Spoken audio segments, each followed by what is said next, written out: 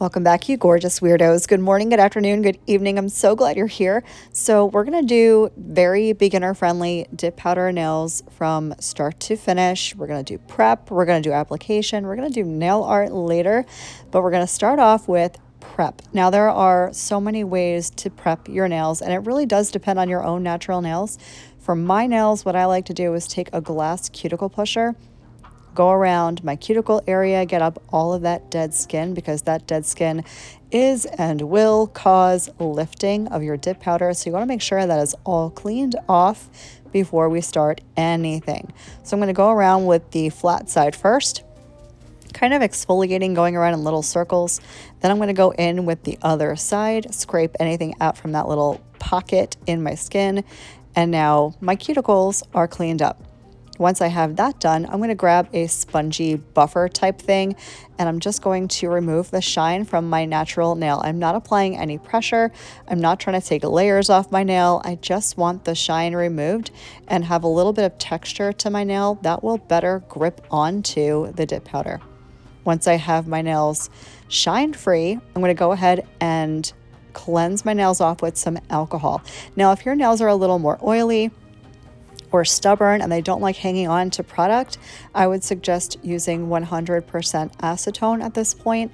But I'm going to go ahead and use my rubbing alcohol, get all my nails cleansed, and then we're going to be ready to start the dip process.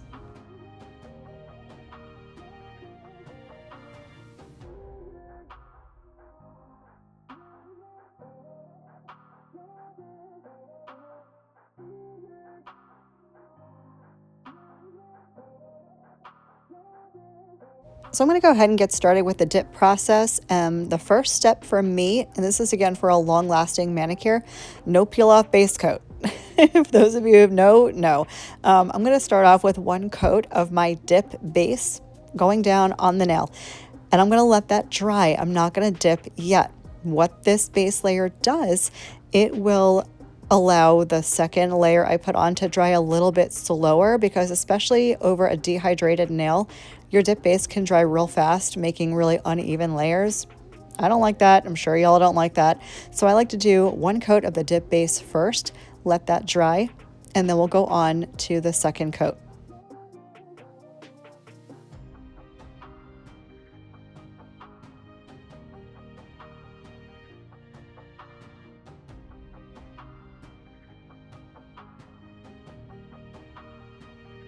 Okay, so I let that dry down for just a minute. Now we can actually start dipping. Yay! So this is the color I'm using from Azure Beauty. It's just this beautiful, vibrant green. I was in the mood, y'all. I don't know why. You want to make sure your dip powder is nice and fluffy. Give it a shake, give it a swirl. Make sure it's not densely compact. And now we're going to go in with the dip base coat again. This time we're going to apply it to the entire nail, being super careful not to get this on your skin. This is glue. If you get it on your skin and then you dip into your dip powder, guess what? Your dip powder is going to stick to your skin. So try to be mindful of how you're applying this. You don't want to apply too much of it. Less really is more. And if you get anything on your skin, clean it off before you dip into your powder. Now for me, I'm a double dipper. I've always been a double dipper. I don't know why, it just makes my heart happy, but there's no real wrong way to dip as long as you are happy with the way it is coming out. Once I have my nails dipped, I'm going to grab my orange wood stick and just clean around my cuticle area to make sure I don't have anything uneven or around my skin. And this is going to really help when I go to file later. The more even and precise your application is, the less work you have to do later on with filing. So I'm just going to go ahead and repeat that step for all of my other nails.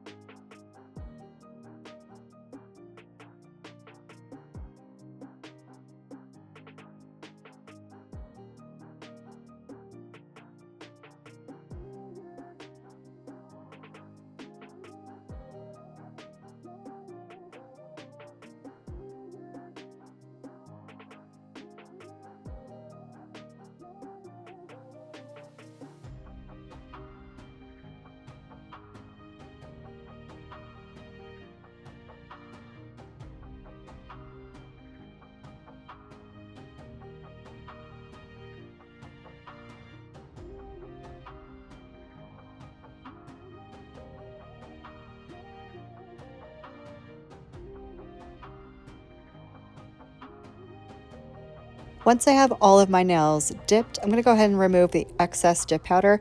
You can use whatever brush you prefer. I like a nice fluffy brush. You can use a stiffer scrubby brush. You can use an old toothbrush. I don't care what kind of brush you use, but you definitely want to remove any excess dip powder. Otherwise, you're going to wind up getting real messy and goopy and sloppy and potentially ruining your dip liquids. So get off all that excess dip powder, and now we're going to move on to coat number 2. Coat number 2 is going to be exactly the same as coat number 1. The only difference I find, and it's so slight, not even significant, but I use a little bit more dip liquid, dip base coat, because I find that the dip base can absorb into your dip powder a little bit, making you require more liquid. But that's really it. Everything else is going to be exactly the same. Base, dip, clean up with my orange wood stick, and then on to the next nail.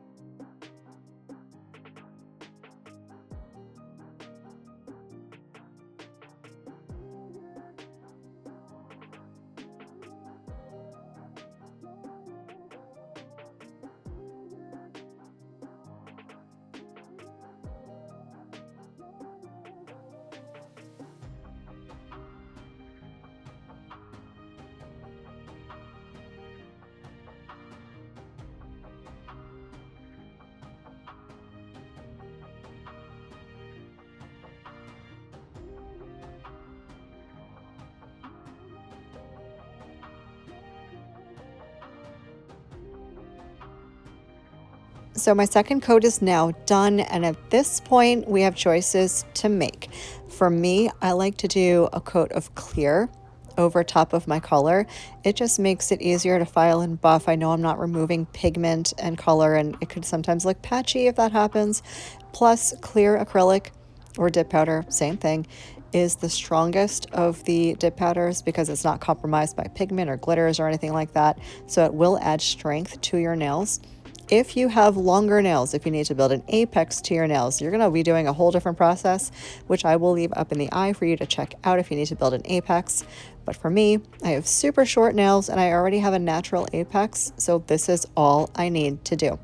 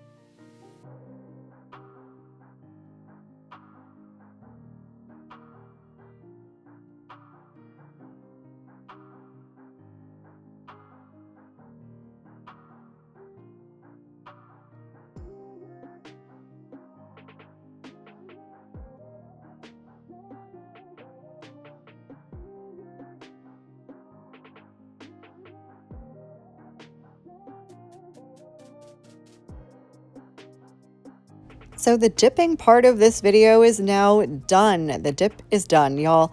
Next step is going to be activation. Activator is what hardens the glue and kind of sets everything down together, making it nice and hard for you to file. So I'm going to go ahead and start applying my activator.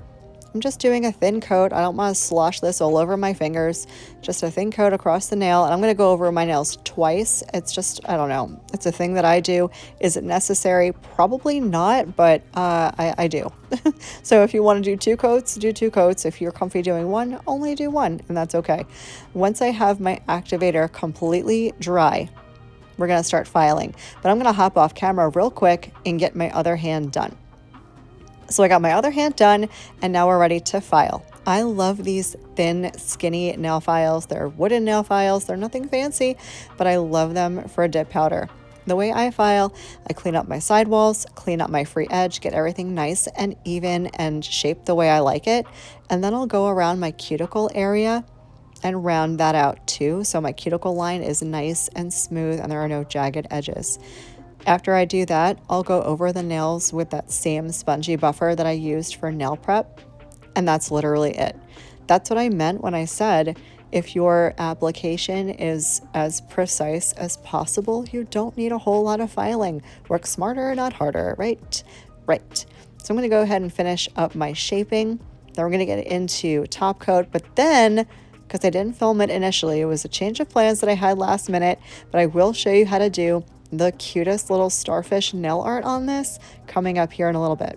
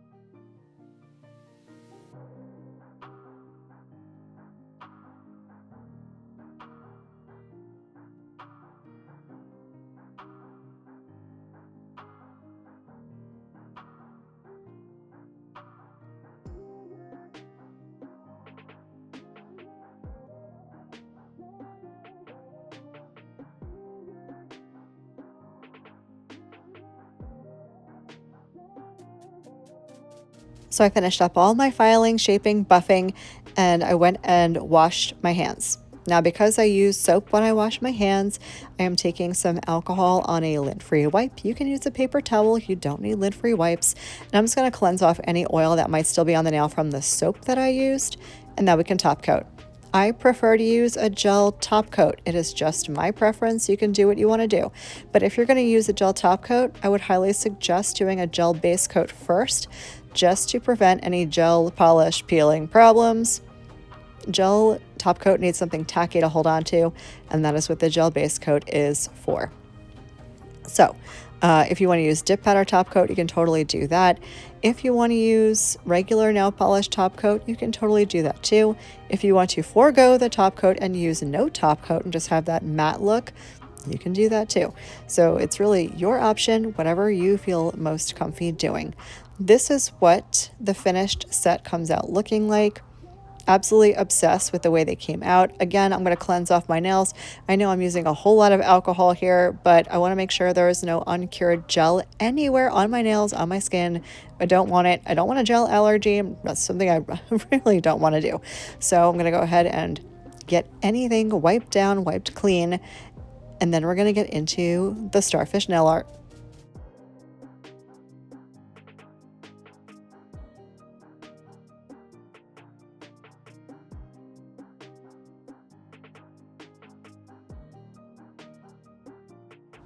So I did it on my nails without filming it, so please forgive me for showing you this demo on a press-on.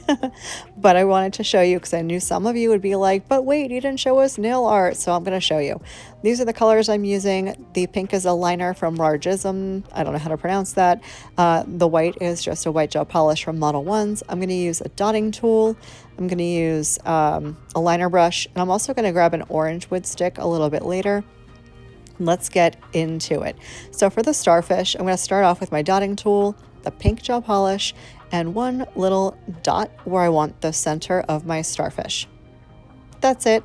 Now I'm going to take my liner brush, put the teeniest, and I mean teeniest amount of polish on the brush, and I'm just going to drag that dot out in 5 points. Literally, that is all it is. I don't put a lot of pressure. You do not want to use the body of the brush. You're using only the tip of the brush, very light pressure, dragging that out. I want to stabilize my hand on my hand, if you will. That's going to keep you from having the shakes. And just gently drag them out into 5 points. That's it. You can go back afterwards and clean it up and make it as however you want it to be, but you don't need to go crazy. These are starfish. They're not perfect. They're not supposed to be perfect. Perfection isn't even a thing. Perfection is an illusion. It's not real. So that is how you do the starfish. I'm going to add some details here in a little bit, but I'm going to repeat this process a couple more times all over the nail. Then I'll show you how to add the details.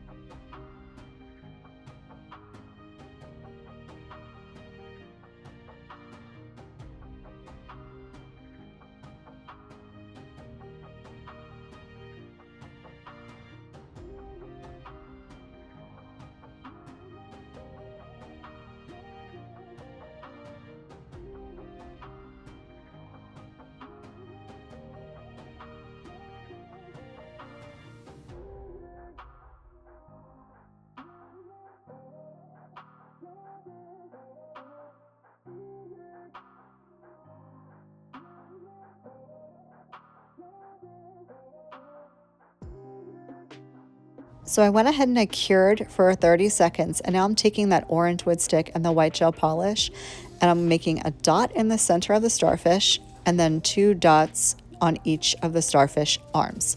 That's literally it. If you can use a toothpick, you can use another dotting tool if you have a teeny tiny one. That's literally as simple as it is. I'm just making dots on a starfish. I don't know why I've been so into starfish and beachy things lately. I mean, I know I live in Florida. For those of you who don't know, I live in Florida, and it's definitely summer down here. It is crazy hot, crazy humid, and I've been trying to go to the beach, y'all. Summer is difficult in Florida, if you don't know, because it is hurricane season. So it's raining and storming literally every day. So getting to the beach has been difficult. So I put the beach on my nails, kind of, sort of. I mean, the green has nothing to do with anything, I suppose, but I felt the need to have little starfish. So that's like the finished look. I hope you guys enjoyed this video. Thank you for spending some of your day with me today. I hope the rest of your day is as beautiful as you are, and I will catch you in the next one. Love you, bye.